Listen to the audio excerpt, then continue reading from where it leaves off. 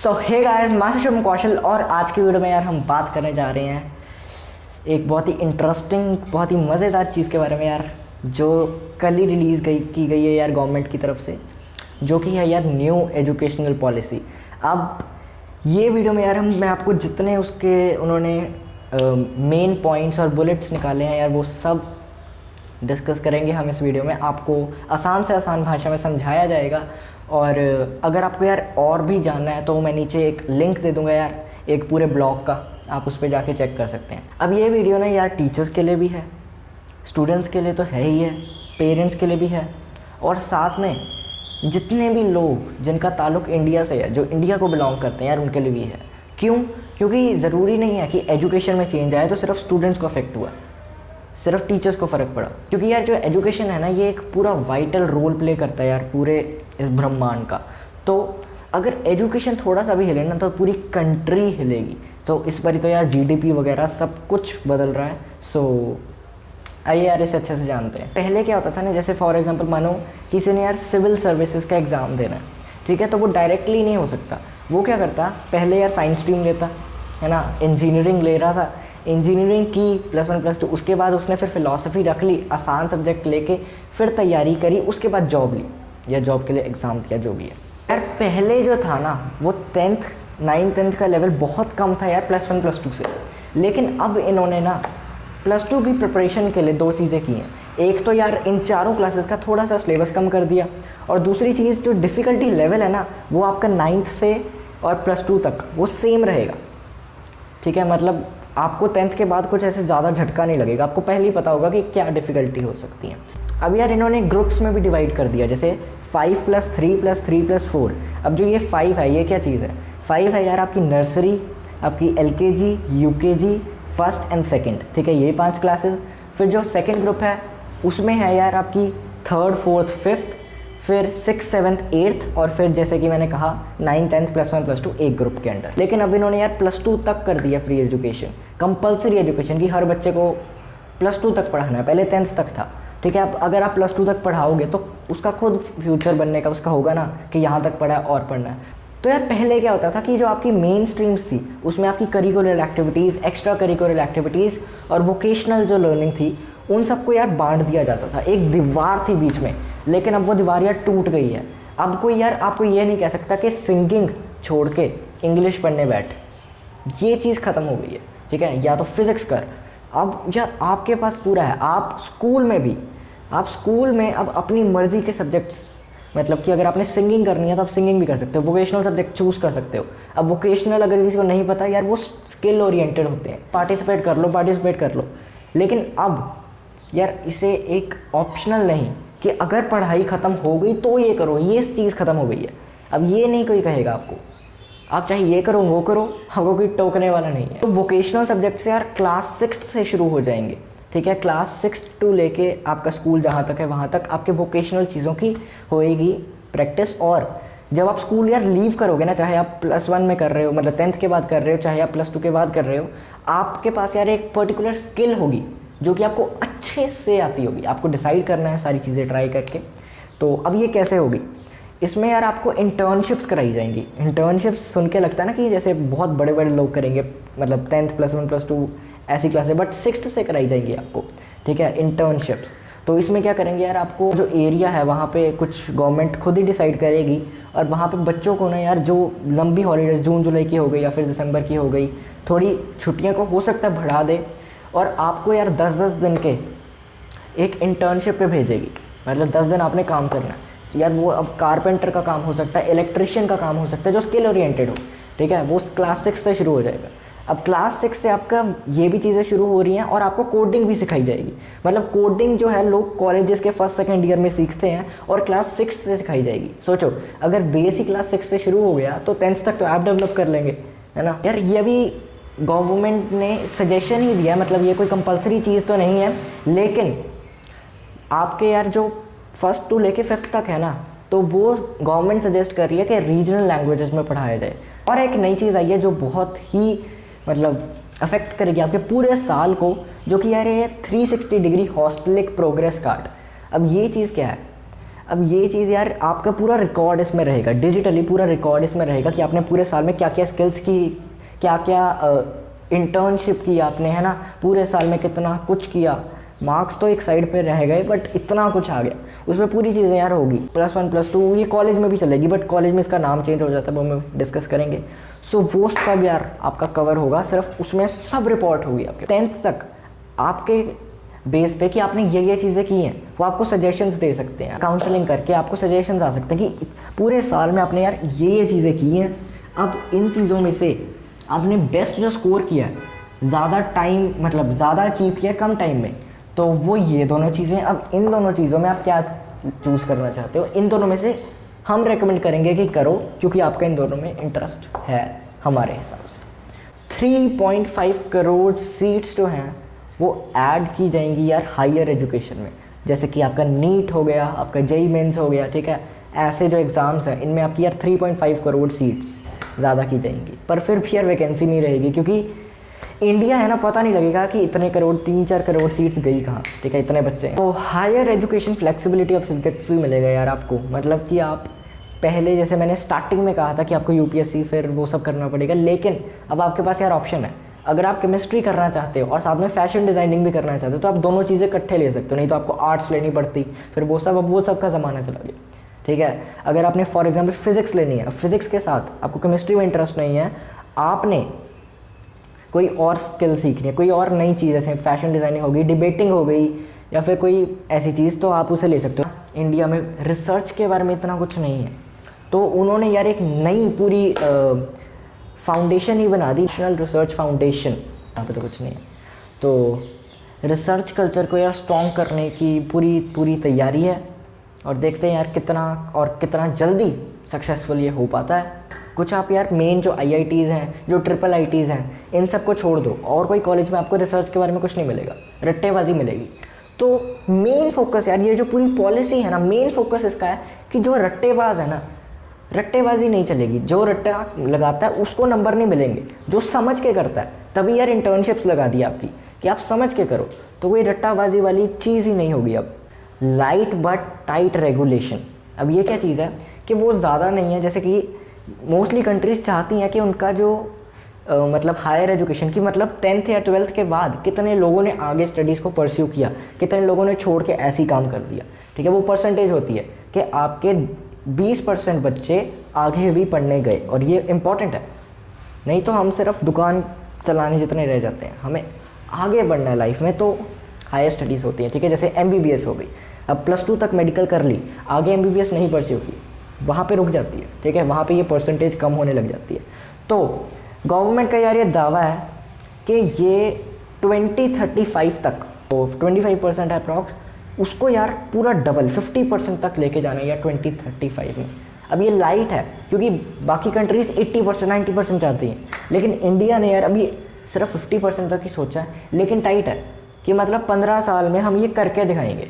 अब यार affiliation system भी यूज़ होने लगा यार 15 सालों में। एफिलिएशन सिस्टम, एफिलिएशन का मतलब यार पता क्या है कि फॉर एग्जांपल यार मैंने कोई वीडियो बनाई जिसमें मैंने आपको 5 बुक्स ऐसी रेकमेंड की जो आपको पढ़नी चाहिए, ठीक है।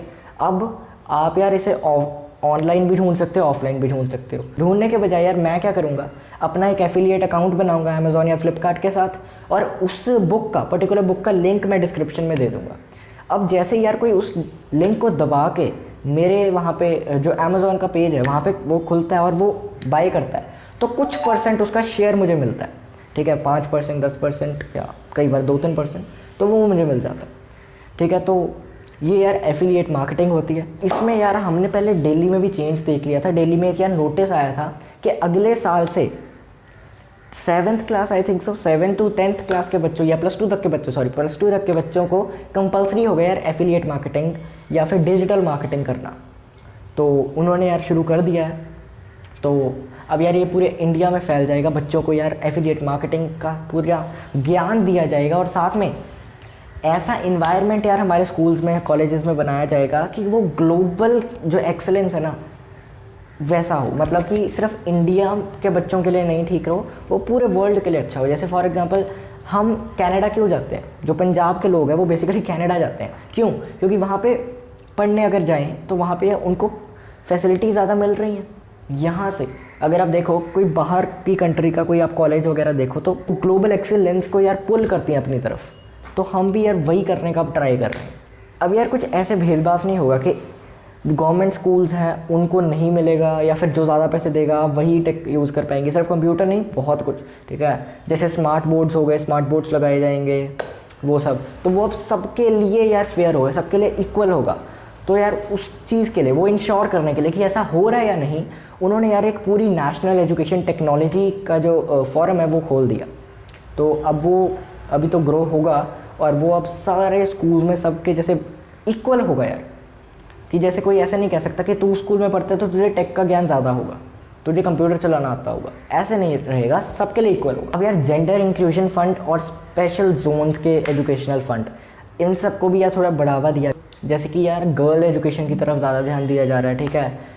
और मतलब बॉयज़ को भी, नहीं कि बॉयज़ को पढ़ाया नहीं जाएगा, मैं वैसे कह रहा हूँ कि अब यार बच्चे न्यू बॉर्न होंगे तब से लेके 3 साल तक, पहले 3 साल पेरेंट्स को ये सिखाया जाएगा कि उनको कैसे पालें, उनको बोलना कैसे सिखाएं, उनको चलना कैसे सिखाएं, वो सब कुछ वो पेरेंट्स को यार सिखाया जाएगा। फिर यार 3rd to 6th तक प्री स्कूल होगा, मतलब 3 साल से लेके 6 साल तक प्री स्कूल के साल होंगे। तो पहले यार ये थोड़ा लेट शुरू होता था, लेकिन अब इन्होंने 3 से। तो एक और चीज़ यार के रिपोर्ट कार्ड ये जो सुन के वर्ड सुन के बड़ा डर लगता था ना, अब इसको ही देख के मज़ा बहुत आने लगा है। क्योंकि अब यार ये पॉलिसी के तहत क्या होगा कि रिपोर्ट कार्ड है ना, उसमें क्या होता था, एक साइड पे यार हमारे मार्क्स लेके होते थे, दूसरी साइड पे अटेंडेंस, पंक्चुअलिटी, हमें ग्रेड्स दिए जाते थे, और नीचे प्रिंसिपल के साइन, टीचर के साइन, बस। लेकिन अब ये चीज़ नहीं रहेगी। अब क्या होगा कि रिपोर्ट कार्ड पे पहले तो आप अपने आप को नंबर दोगे कि यार मुझे कैसा लगता है कि मैं हूँ, किस चीज़ में मैं अच्छा हूँ, किस चीज़ में बुरा हूँ, ऑनेस्टी के साथ आप खुद को यार दोगे।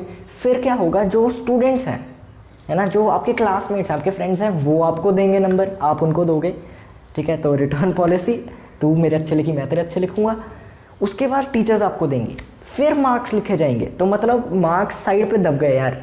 अब उसको देख के बड़ा मज़ा आया, बोरिंग टाइप लगता था ना कि क्या है यार, साइन कराने पड़ेंगे। और उसमें आपके लाइफ स्किल्स जो है ना वो ज़्यादा दिखाई जाएंगी। मतलब नंबर जो हैं, जो फिजिक्स, केमिस्ट्री, बायो हैं, पहले उसको फोकस किया जाता था, वो साइड पे रख दी जाएंगी।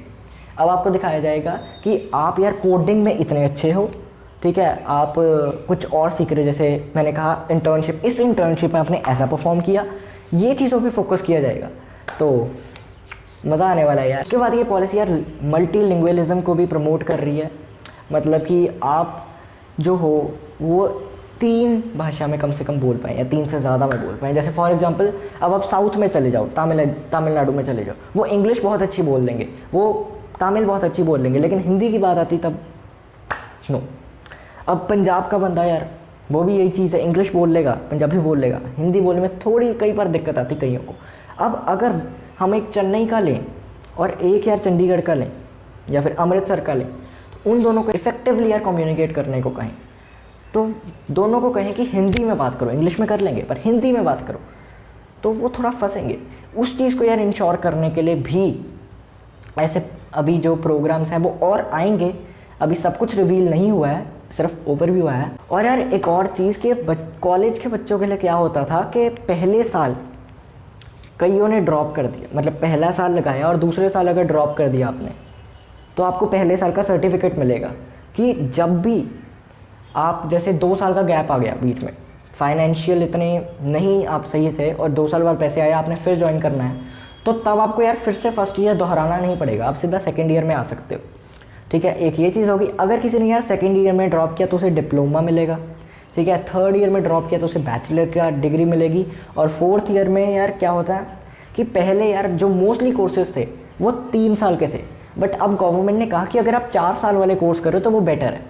किन के लिए बेटर है? सबके लिए नहीं, किन के लिए बेटर है कि जो चौथा साल है ना वो ज़्यादा यार रिसर्च की तरफ, जैसे 3 साल तक जिन्होंने यार जॉब्स ग्रैब करनी है, वो सब करना है, वो हो जाएगा।